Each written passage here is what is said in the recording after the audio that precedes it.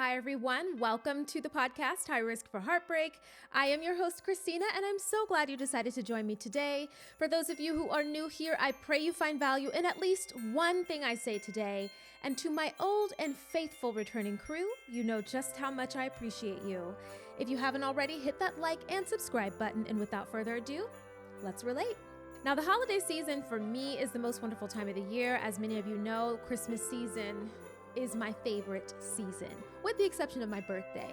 Now, I, with so many other people, love these back-to-back festivities between Halloween, Thanksgiving. There's a lot going on. I love that. It makes me very happy to see other people celebrate, even though I don't celebrate all of them, but I definitely celebrate Christmas. And I feel like the holiday season can kind of move a little expeditiously. So I always like to get started a little bit ahead, okay? But the beautiful thing is the holiday season, Christmas season in particular, is jam-packed with parties, pajama photo shoots, the family gatherings, and all of these wonderful things. And to be honest, sometimes it can be a little daunting, okay? It can be a little daunting. Not that the holiday is daunting, but seeing all of those things going on around you and participating in the white elephant parties, etc., and you're all by yourself, it can kind of put a little bit of a damper on this season for you, because all that joy, we just want to share it with someone, right? We don't want to have these experiences by ourselves. But for those of us who are not married, who are unwed, unbetrothed, who are single people, we might find ourselves kind of lording over the sweets tables, just eating by ourselves, looking everyone else that's booed up. And in these family photos that we get, the cards, it's like, oh my gosh, the kids, the babies, and it can be a little bit much. So here we are sipping that apple cider to take the edge off. But the reality is that the holiday season can cause a lot of comparison to happen. The family gatherings where grandma and Aunt Cece are asking you why you haven't brought anyone home. Are you seeing anybody, talking to anybody interested in you? Because you're getting up there. Also, you might have nieces, which I do. I have one that is always like, are you ever going to get married? That's the last thing she said to me yesterday, actually. She said, are you ever going to get married? And what happened with your engagement? What did he do? Children, okay? Let me tell you, she's a preteen, so she's not that much of a child anymore, but she's still a child, but she understands some things, so I have to be very careful how I speak around her. But nonetheless, it's the questioning, right? And usually the questioning is around the things that we as people value. We value family, we value coupledom, right? We value love, we value relationships, we value things sometimes, and it unfortunately doesn't stop at the family functions hearing these things, right? Or experiencing these things. You turn to social media and you're just thrashed with content of everyone's beautiful and happy families. And it can be a lot if you are not careful. And if you find yourself comparing during this season, it can be particularly a lot. So today, I want to pass on to you a social media survival guide for navigating the North Pole of social media this holiday season. Number one, remember, comparison is the thief of joy.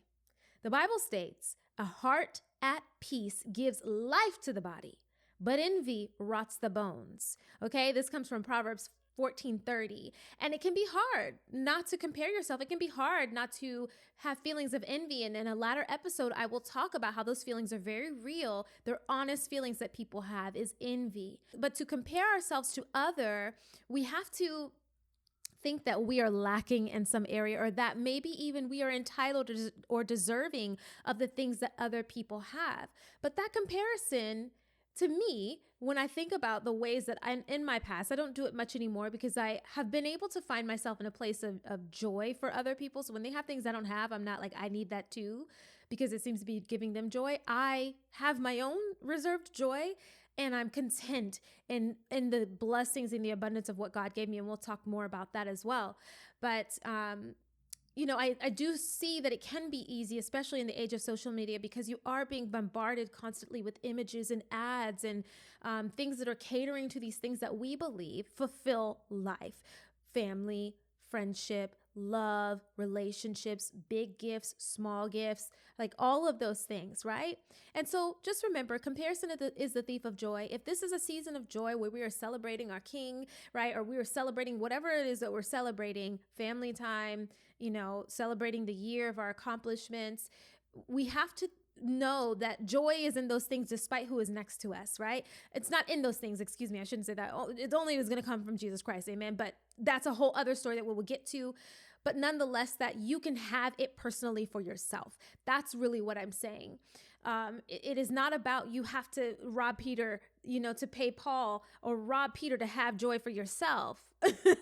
You don't. Everyone gets to have a piece. And that's the lovely thing about being a human being. So be careful when it comes to comparison. And if you do find yourself comparing, maybe number 2, truncate your social media time.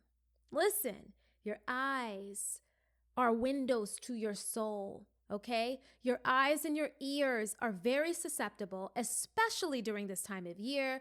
Sometimes, we have to be more protective so that we don't fall into this place of comparison. So if that means like limiting your social media time, you got to limit your social media time. If that means that you limit the things that you're listening to, because, I like to listen to podcasts, and sometimes I watch them, and a lot of times I turn them on while I'm doing other things and I'm listening. And if I'm only listening to podcasts about things that cause me to be desirous or lustful or even envious of other people and things that they have, that is going to be my primary thought stream, right? That is going to be the inside voice that continues to repeat in my head, is that I need to acquire these things. I need to acquire these things, when really and truthfully, the things I have actually are enough in this season that I'm in. And one of the things that I trust fully is that God allows us to have the things that we're able to handle in the moment. Now, I'm not saying God won't give you things that you can't handle, because sometimes the Lord gives us the things that we ask for, and we have seen that exemplified in the Bible, especially in the Old Testament. He will give us things that we've asked for because we continue to ask, and we're asking amiss, and He'll let us have that thing when we're not even ready to steward it. But God wants us to have the best will, right? Which is His preferred will for our lives. And so we have to ask Him to give us those things that are His will, and it'll always be in time when that happens. So having said that, if you cannot do that while you're engaging in social media, if you're falling into the trap of like wantonness and lust and envy and even jealousy over the things that you're seeing, because people are posting their highlight reels, then maybe dial it back, at least for this season. Get yourself fortified and strong. Find some things to do to help you experience the joy. And then maybe next time you go into it, it won't feel like you're without.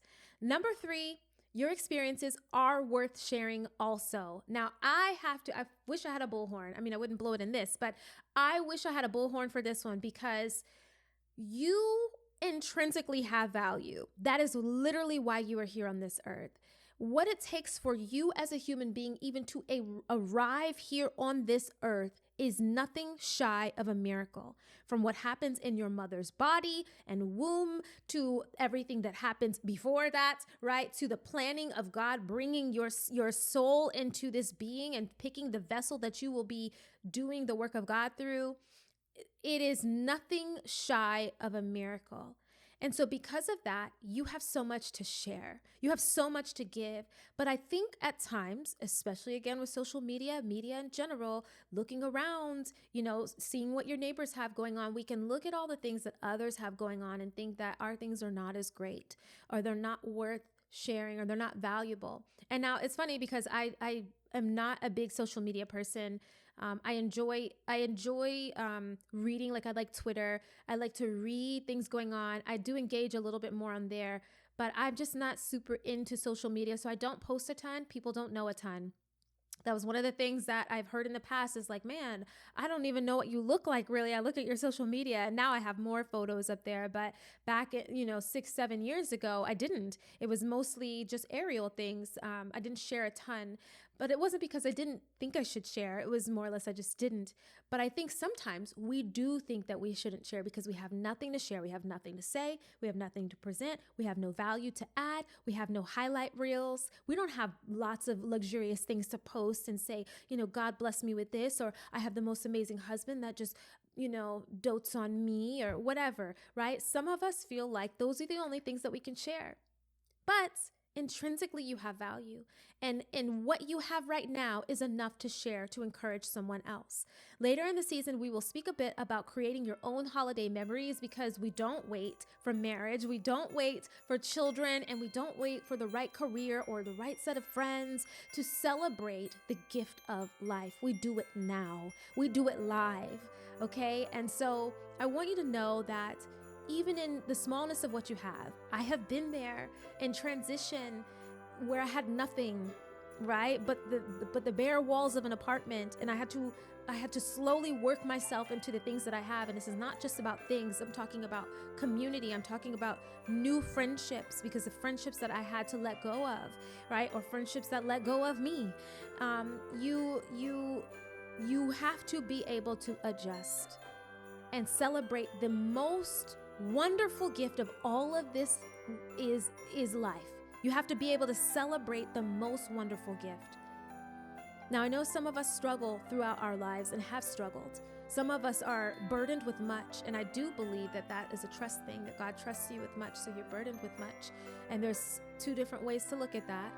But one of the things, if there's anything that I have learned, is that even in my nothingness, right, even in the things that I feel like I don't have to share, God has at least given me the reassurance that my life, it's still being here, is worth celebration. That is my gift to others, maybe even to myself, right? Is the gift of life. In closing, I want to say, take media with a grain of salt. Yes, the holidays are perfect for curating beautiful moments, but comparison is the thief of joy. And this season is all about joy. So be in joy. Love yourself. Love yourself first, so that you can then go and love your neighbor. Until next time.